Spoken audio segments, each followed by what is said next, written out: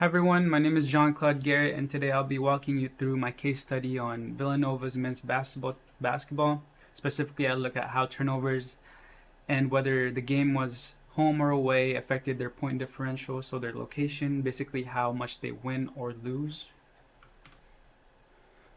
So understanding my research question, right, we got my variable of interest, which is obviously point differential is there, but I also included turnovers and location, right?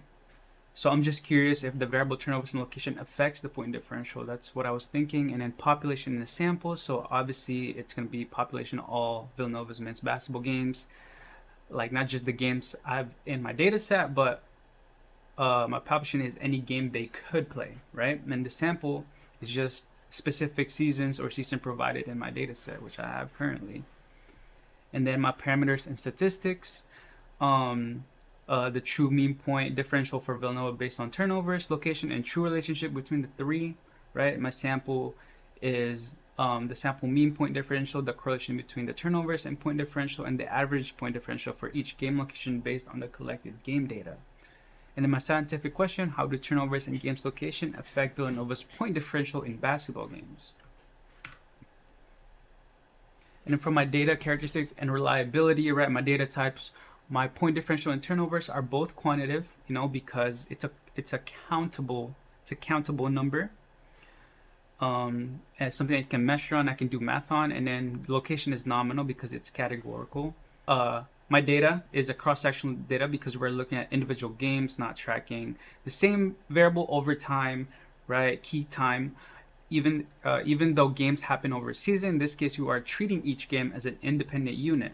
Also, I would say my data is reliable overall. However, right, for the sample size, if we only have one season, that's not a huge sample, right? Also, there are things that we're not accounting for that might affect point differential, like opponents, strength, injuries, and more. Some of the outside factors, right? And then my visual data analysis, right? Teams were more likely to win at home and more likely to lose when playing away games. With draws being extremely rare in either occasion, right?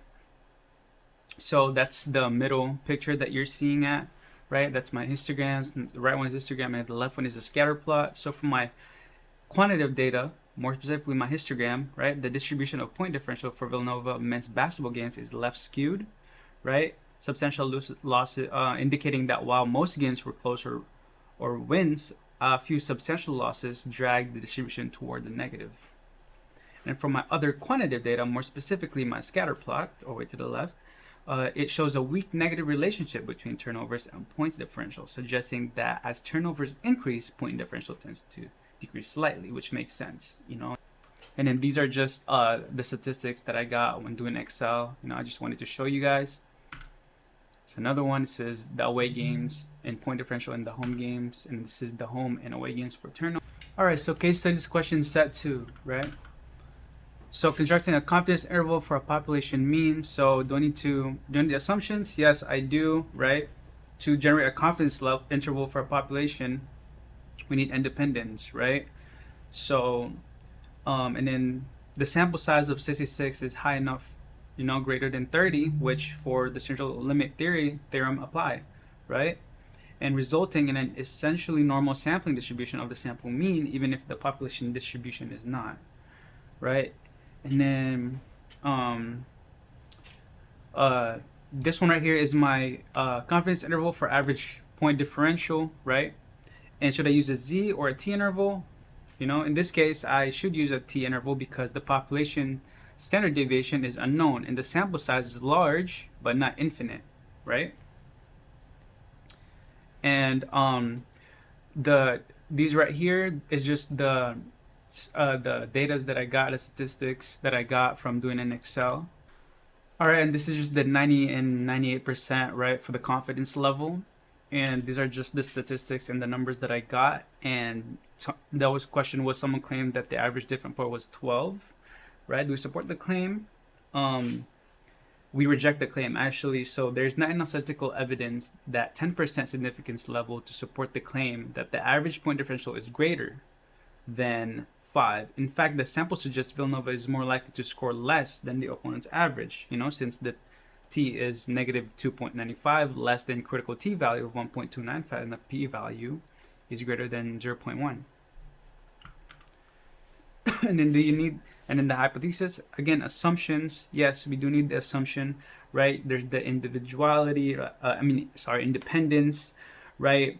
And then the data should be collected from random samples, reflect home and away games. And then third, the point differential distributions in each region should be nearly normal, which is acceptable given the somewhat large samples, right? And that's just my null hypothesis and alternate hypothesis, right? And then this is just the numbers, and then my decision of the test. So since the absolute value of the test t statistic is equal to 3.340 greater than 1.669, the p-value is 0.014 less than 0.1, I reject the null hypothesis, you know? Strong evidence that 10% significance level that the average point differential at home is significantly different from that of a away game. You know, Villanova performs much better at home, you know, with a positive differential of 5.49 versus -6 on the road, right? As you can see over here, right? And then comparing two populations, right? So to interpret the picture that you see, right? 96% confident. I'm 96% confident the true difference in average point differential between home and away games is between 4.261 and 18.709 points, right? Villanova performs way better at home, as you can see. If we round it up, it's gonna be 4 points and 19 points. It's between there, right? Since the interval does not include 0, we can conclude that there is a statistically significant difference in performance between home and away games. Thank you.